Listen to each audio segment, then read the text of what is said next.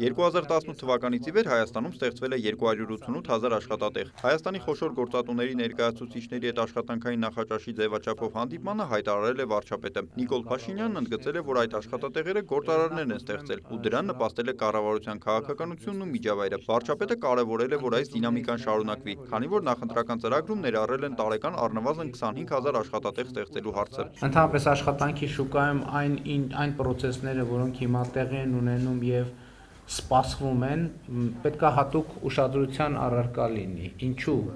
Այդ թվում այն պատճառով, որ արհեստական բանականության ներդրումը եւ ավելի ու ավելի մեծ ներառումը տնտեսության մեջ ինքը ռիսկեր է առաջացնում, այդ թվում աշխատատեղերի մասով։ Հիմա իհարկե ես համոզված եմ, որ ընկերությունների մի մասը արդեն կիրառում են այդ գործիքը, մյուսները անխուսափելիորեն կիրառելու են այդ գործիքը, ինքը որոշակիորեն ռիսկեր է բերում աշխատատեղերի տրանսֆորմացիա եւ դերաբաշխման առումով, ընդհանրապես կանխատեսում կա, որ որոշ մասնագիտություններ գնալով կամ վերանալու են կամ ավելի քիչ դերակատարում են ունենալու, սկսած արդյունաբերությունից, շարունակած առողջապահությունով, կրթությունով նույնիսկ եւ այստեղ շատ մեծ վերլուծական եւ գործնական աշխատանք է պետք, որպեսզի մենք հանկարծ խնդիրների առաջ չկանգնենք երկարաժամկետում։ Բոլորն էլ շահագրգռված են, որ արհեստական բանականության գործիքները ավելի շատ օգտագործվեն, որովհետև այն արդյունավետություն է բերում։ Պետությունն էլ իր հերթին միլիարդներ է ծախսում տնտեսության արդիականացման ուղղությամբ, այդ թվում լիզինգի ծրագրով, ընդգծել է երկրի ղեկավարը, հավելելով, որ այն էական դերակատարում է ունեցել, քանի որ 2018-ից այս կողմ տարեկան միջինում 7% տնտեսական աճ են ապահովել։ Այնուհետև Նիկոլ Փաշինյանն անդրադարձել է առողջության ապահովագրության հետ կապված քաղաքացիների հարցերին։ Ծրագրից օգտվելու համար անձը պետք է 200 000 դրամից ավելի աշխատավարձ ստանա։ Մեր առաջ հարցեր են բարձրացնում, որ կամ եզրային են, կամ այնուամենայնիվ ինչ որ աշխատավարձից վերային հատված կա եւ ես կուզենայի, որ այն դեպքերում, երբ որ մենք շատ մոտ ենք այդ եզրին, ասենք 195, 197 եւ այլն, իսկ այսպիսի աշխատավարձեր կան, շատ շնորհակալ կլինեինք, եթե եզրային վիճակները մեր հարգելի գործատուները մի քիչ ավելի ուշադիր լինեին, որովհետեւ մեզ համար անակնկալ ձևով առողջության ապահովության համակարգը բավականին լավ աշխատում է։ Հիմա արդեն առավել եւս առաջին երամսյակի արդյունքներով մենք համոզված ենք, որ համակարգը ներդրված է եւ այստեղ է, որ մեր հարգելի գործատուները շատ առանցքային դերակատարում ունեն, որովհետեւ դա ըստ էության համագործակցության մի նոր պլատֆորմա։ Կարծում եմ, որ սա փոխադարձ հետաքրքրություն ներկայացնող հարց է, որտեղ առողջության ապահովագրություն նշանակում է ավելի առողջ աշխատողներ, ովքեր ավելի արտադրողական են իրենց աշխատանքի մեջ եւ ավելի լավ տրամադրություն ունեն հիմնարկներում եւ ավելի լավ տրամադրություն են ապահովում եւ երկրորդը իհարկե մենք նախորդ տարի կյանքի ռեկորդային տևողություն ենք արձանագրել Հայաստանի Հանրապետությունում 78.4, որը մեր պատմության մեջ աննախադեպ թիվ է։ Կառավարության նպատակն է, որ մարդը երկար ապրի, բայց երկար ապրելու պայմաններում հնարավորինս լավ։ Այս առումով վարչապետն ընդգծել է, որ առաջին անգամ պատմության մեջ միջին կենսաթոշակը գերազանցում է սպառողական զամբյուղին, ինչը նույնպես տնտեսության եւ կառավարության գործակցության արդյունքն է։ Երկրորդ խնդիրը, որ հաճախ բարձրաձայնվում է, աշխատուժի ներհոսքն է, նշել է Նիկոլ Փաշինյանը։ Մի կողմից կա գործազրկության խնդիր, մյուս կողմից շատերն ունեն աշխատատեղերը լրացնելու խնդիր, ինչը դիլեմա է։ Տեղեր են եղել, երբ որ այցի ընթացքում իհարկե մենք այդ հարցերը քննարկում ենք, շոշափում ենք եւ սեփականատերը կամ տնօրենը ասել է, որ գիտեք ինչ ամեն ինչ հասկանում ենք, բայց մենք ստիպված ենք, ասենք օրինակ չգիտեմ 300-400 աշխատող հրավիրել դրսից, որովհետեւ մենք չենք կարողանում ներսում ներգրավել աշխատողներ։ Իհարկե մյուս կողմից հնչում է աշխատավարձից ցածր լինելու հետ կապված հասկանալի շեշտադրում, բայց ես մեկը ասում եմ, ես չեմ հասկանում ոնց է որ չաշխատելը ավելի շատ եկամուտ է բերում, քան աշխատելը նույնիսկ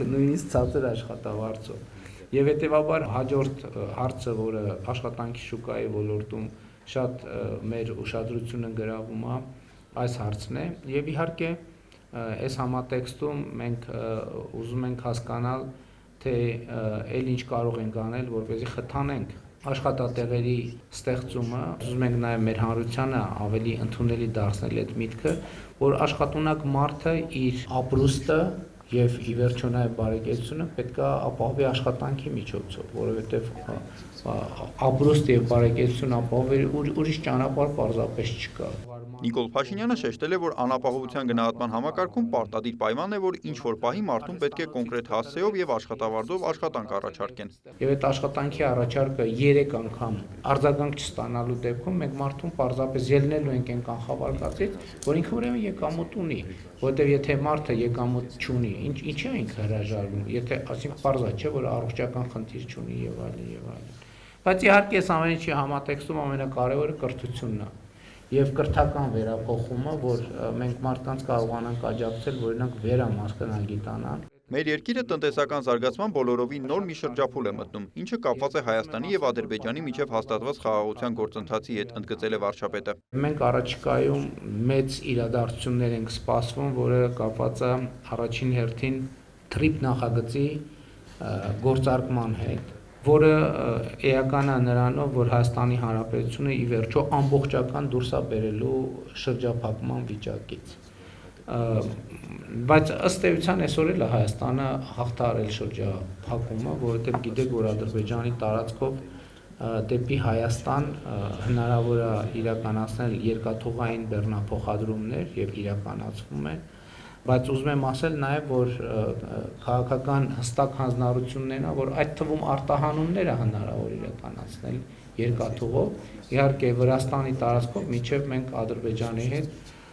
առաջին հերթին TRIP նախագծի շրջանակներում երկաթուղին կբացենք եւ սա շատ կարեւոր է եւ ուզում եմ ասել, որ պայմանավորվածությունը քաղաքական հետեւյալն է, որ այդ երկաթուղին երբեք չի փակվելու։ 2018-ից մինչև 2025 թվականը Հայաստանի իրական ՀՆԱ-ն աճել է 53%-ով եւ տնտեսությունը հասել է մի կետի, որտեղ արդեն բիզնես, պետություն աշխատող գործատու հարաբերությունները պետք է տեղափոխվեն, զարգանան արդեն հաջորդ հարկի վրա, հայտարարել է վարչապետը։ Ես համարում եմ, որ Հայաստանի Հանրապետությունը այսօր իր առաջ ունի հորիզոններ, որը ընդհանրապես պատմության ընթացքում չի ունեցել։ Հայաստանը իր պատմության ընթացքում չի ունեցել